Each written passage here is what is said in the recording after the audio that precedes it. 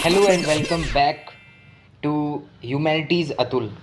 इसी जुनून के साथ से हम लोग दोबारा से जानते हैं कि द थर्ड सेंचुरी क्राइसिस, जो कि चैप्टर 2 में हम लोग के हिस्ट्री क्लास 11th के, जो कि रोमन एम्पायर चैप्टर है अक्रॉस 3 कॉन्टिनेंट्स। इसमें हम लोग जानेंगे कि थर्ड सेंचुरी क्राइसिस में आखिर हुआ क्या था। उसके 3 मेजर रीज़न है थर्ड सेंचुरी क्राइसिस में। क्या क्या हुआ था वो अब हम जानते हैं। पहले में क्या हुआ था। So the first reason is Iran में एक न्यू और मोर एग्रेसिव डायनेस्टी इमर्ज हुई थी, जो कि 15 सालों में अपना टेरिटरी एक्सपेंड की थी। किसके तरफ? यूफ्रेट्स की तरफ।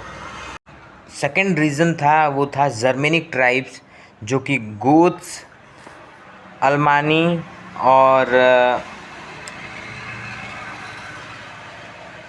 जो सेकेंड रीज़न था वो जर्मेनिक ट्राइब्स, जो कि गोथ्स, अल्मानी और फ्रेंक्स, ये तीनों जो हैं ये मिल करके ये अपनी टेरिटरी को एक्सपेंड किए राइन और डैन्यूब रिवर की ओर, उस डायरेक्शन में बहुत ही तेज़ी से।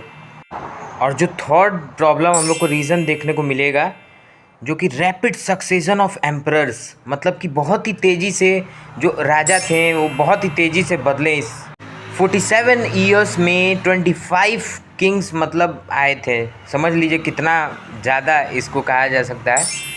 मतलब कि 2 साल भी ये लोग नहीं रहे हैं, मुश्किल से देखते हैं तो। इस एन ओबियस स्ट्रेंस, यही सारी स्ट्रेंस देखने को मिली थी। इसको हम लोग कह सकते हैं इंटरनल स्ट्रेन। जो एग्रेसिव ससानियन डायनेस्टी थी, जर्मेनिक ट्राइब्स था, और जो थर्ड उसका क्या था, 47 ईयर्स में 25 किंग्स जो बदले थे। इन्हीं सबको मिला करके, इन तीनों चीज़ों को मिला करके, जो मेजर चीज़ें यही 3 थी, इन तीनों को मिला करके डिक्लाइन ऑफ रोमन एम्पायर का देखा गया था थर्ड सेंचुरी में।